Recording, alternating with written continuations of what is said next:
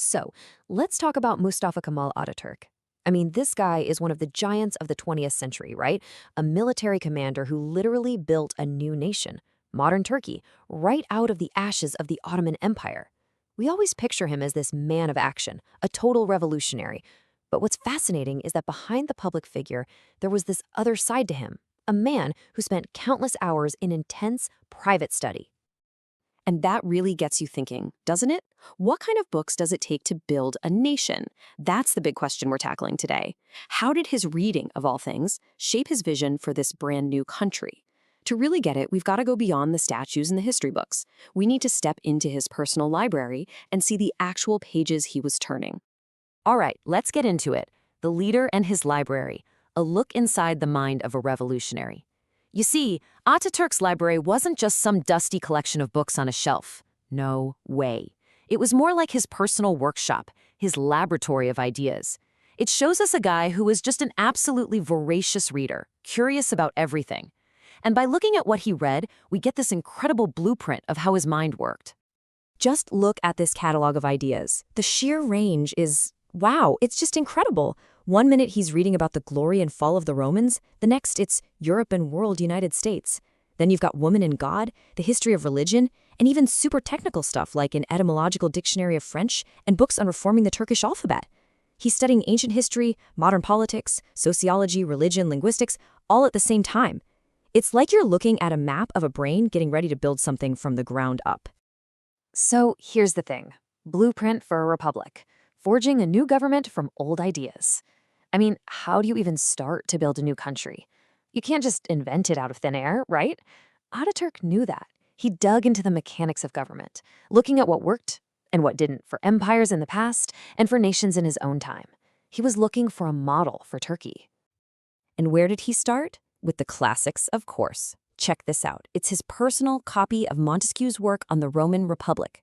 Think about it. By studying why a superpower like Rome eventually fell apart, he was hunting for clues. He was looking for the secrets to stability, the principles that could be the foundation for a strong, lasting constitution. For him, questions like what makes a nation strong and what makes it fail weren't just academic, they were survival. But he wasn't just stuck in the past, not at all. His eyes were fixed firmly on the future. I mean, he's reading about a United States of Europe and the world, exploring these really modern ideas like federalism. And get this, on the page on the right, the book is talking about social security.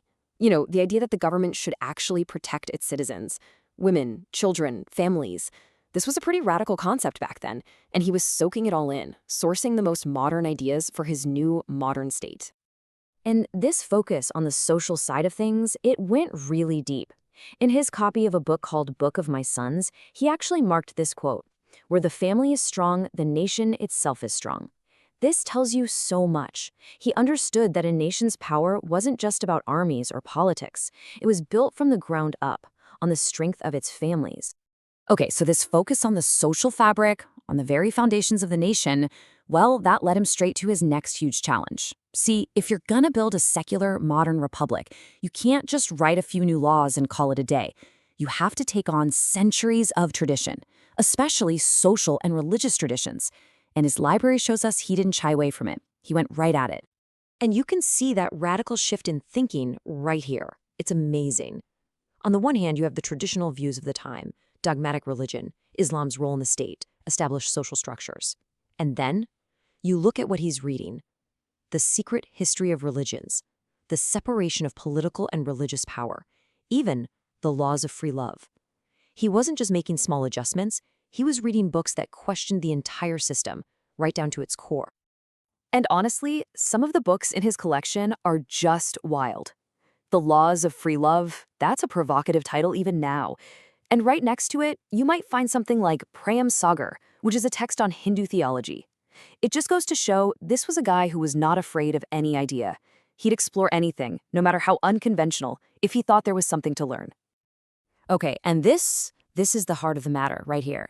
Check out this quote from one of the books he was reading. It basically says that in traditional Islamic thought, political powers and civil powers cannot be distinct from religious powers, the state not being anything but the church. Now think about that. If you're the guy planning to build a secular republic, you absolutely have to understand and dismantle that idea. This reading, it was basically his intellectual ammunition for one of his biggest, most controversial reforms. Which brings us to one of his most ambitious projects ever, the language revolution. We're talking about creating a new identity, one letter at a time. And this wasn't just some random idea he had one morning. Oh no. Just like everything else, this massive change was born from incredibly intense, deep, almost academic study. He tackled it like a true scholar. Step 1, identify the problem. The old Ottoman Arabic script just wasn't a good fit for the sounds of the Turkish language, which made it really hard for people to learn to read and write. Step 2, research. He went on a deep dive, immersing himself in linguistics and the history of language. And step 3, the solution. He decided to develop and roll out a brand new alphabet based on Latin letters that was actually designed for Turkish. And you can see the proof of that deep dive right here. I mean, this isn't light reading. He's studying etymological dictionaries, digging into the origins of words in both Turkish and French. He's trying to understand how language is built, piece by piece, from the ground up. This is serious, meticulous, scholarly work. And this is it. This is the moment. It's a table comparing the old Arabic script with the new Latin letters. And you see those little marks, the check marks, the notes in the margin? Those are Ataturk's own handwriting. This is the exact point where all that research turns into action, where the reader becomes the revolutionary, literally sketching out the future of his nation's language with his own pen. So, as we look back, we see this incredible legacy in books, the library as a blueprint for a nation. When you piece it all together, you realize this was so much more than just a collection of books. It was the intellectual engine of a revolution. It was the roadmap that shows exactly how modern Turkey was built. So what's the big takeaway here? I think Ataturk's library reveals a fundamental truth. Radical action is very often built on a foundation of deep and rigorous thought. The most world-changing events don't just happen. They start quietly, in the pages of a book, with fearless reading and thinking. The battlefield, the new laws, those were just the final acts of a revolution that really began in the library. And that leaves us with one last question to chew on. If your library tells your story, what story does it tell? We've just looked inside the mind of a man whose reading changed the world. It kind of makes you wonder. If somebody were to look at your bookshelf or your e-reader,